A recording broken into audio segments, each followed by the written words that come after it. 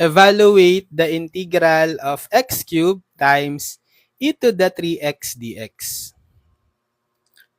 So we can evaluate this integral using integration by parts.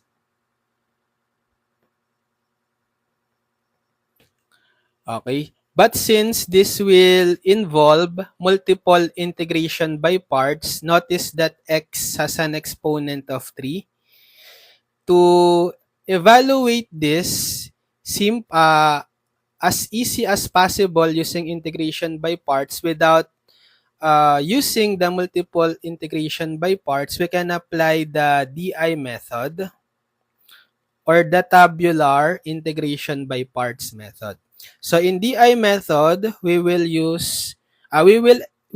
choose a function that we will differentiate. This stands for derivative, and we will choose a function that we will integrate. I stands for integral. So this is the case 1 for DI method. So we will put x cubed under the derivative and e to the 3x under the integral. And then we will put alternating sign here, plus, minus, and so on. We will use this later for the final answer. So in case 1 of DI method, we will stop once we reach a derivative of 0 for x cubed. So we will differentiate and differentiate until we reach a derivative of 0. So let's find first the derivative of x cubed. What's the first derivative of x cubed? 3x squared, applying power rule, right? Next, what's the second derivative of x cubed or the derivative of 3x squared? So that will be 3 times the derivative of x squared, 2x. So 3 times 2x, 6x. Okay, so we differentiate again until we reach 0. So since 6x is not yet 0, we need to differentiate more. So 6x, its derivative this time is just 6 times the derivative of 1, the derivative of x, 1. So we have 6 times 1 or 6.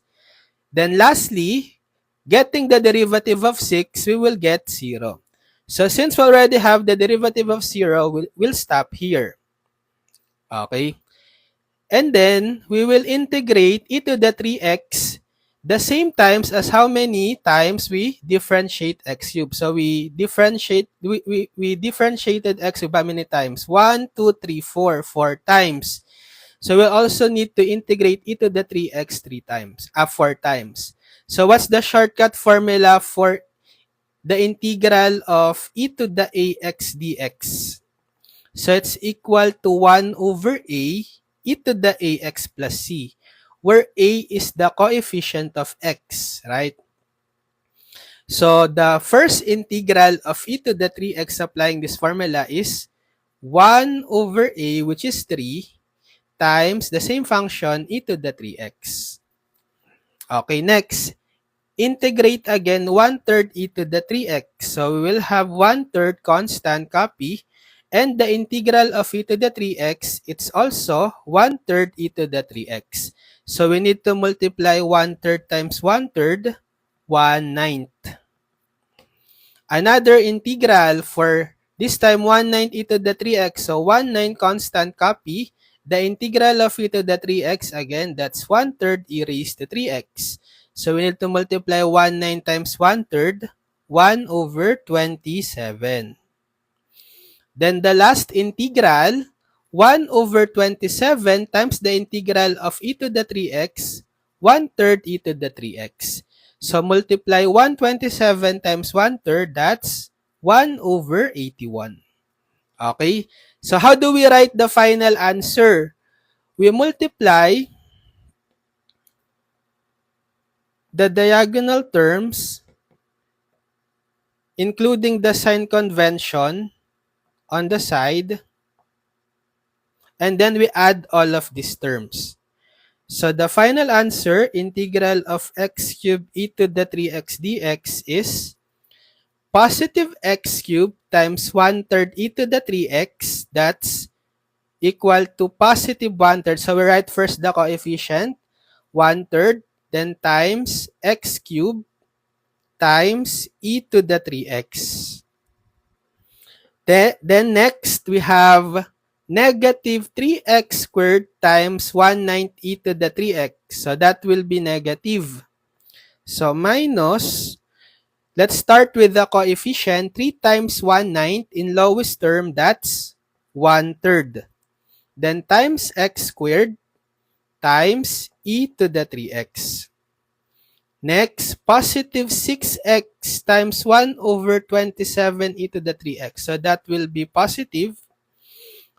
For the coefficient first, the lowest term of 6 over 27. So the GCF of 6 and 27 is 3, right? So 6 divided by 3, 2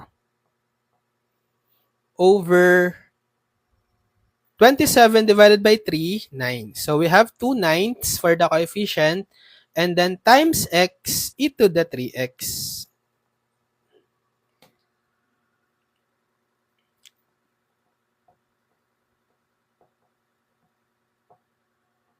Last, we have negative 6 times 1 over 81 e to the 3x. So that's negative 6 over 81. The lowest term of 6 over 81, the GCF of 6 and 81 is also 3.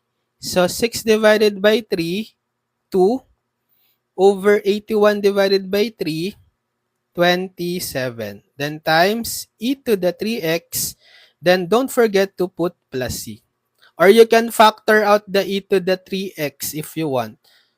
So we can also have 1/3 x cubed minus 1/3 x squared plus 2/9 x minus 2 over 27 quantity times times e to the 3x plus c. So this is the final answer.